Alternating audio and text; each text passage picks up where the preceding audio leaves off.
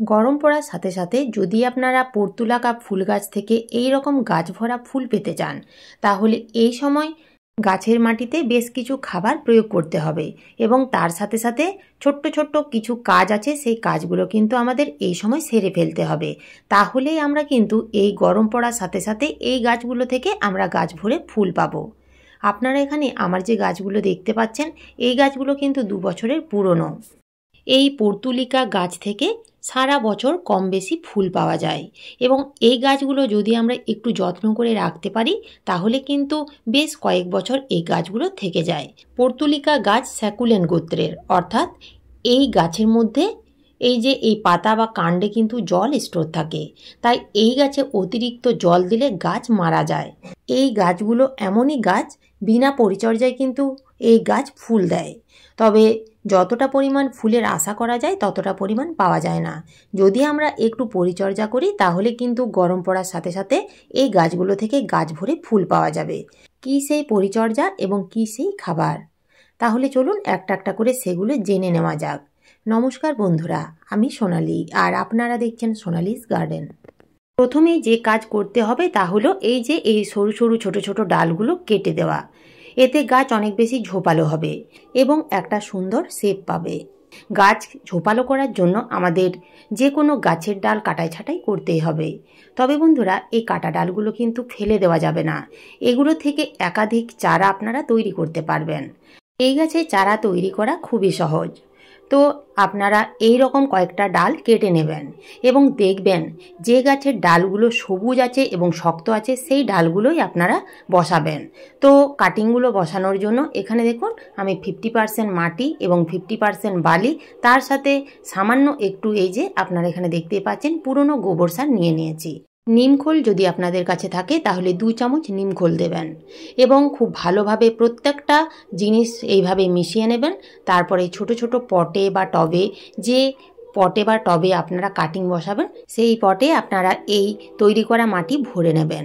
টবের মধ্যে মাটি দেওয়ার আগে অতি অবশ্যই আপনারা কিন্তু ড্রেনেজ সিস্টেম সুন্দরভাবে তৈরি করে নেবেন। ড্রেনেজ সিস্টেম যদি সুন্দরভাবে তৈরি না করা হয় তাহলে গাছের মাটিতে জল জমে গাছের গোড়া পচে যেতে পারে এবং এই গাছ অতি অবশ্যই কিন্তু জলের কারণেই, অর্থাৎ অতিরিক্ত জল দেওয়ার কারণেই মারা যায়।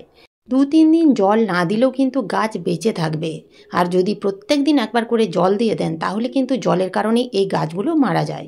তো এখানে দেখুন আমি 3টি পটের মধ্যে মাটি ভরে নিয়েছি এবং প্রত্যেকটা কাটিং জাস্ট এইভাবে আপনারা মোটামুটি 1 থেকে 2 ইঞ্চির মতো মাটিতে পুঁতে দেবেন। কাটিংগুলো বসানো হয়ে গেলে আপনারা কিন্তু প্রথমবার টব ভর্তি করে জল দিয়ে কয়েকদিনের জন্য মোটামুটি যেখানে হালকা রোদ আসে সেই রকম জায়গায় রেখে দেবেন।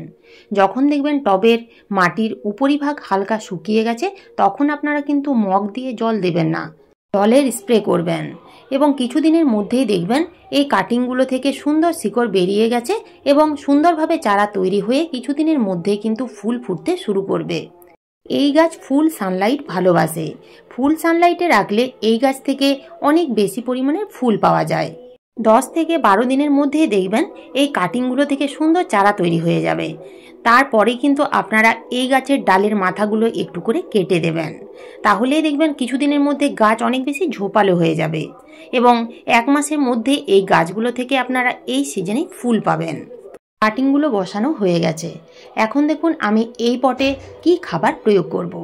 তো আপনাদের যদি এই রকম গাছ আগের থেকে থাকে তাহলে আপনারা দেখুন যদি গাছের মধ্যে আগাছা জন্মেছে তাহলে সেই আগাছাগুলো তুলে ফেলে দিন।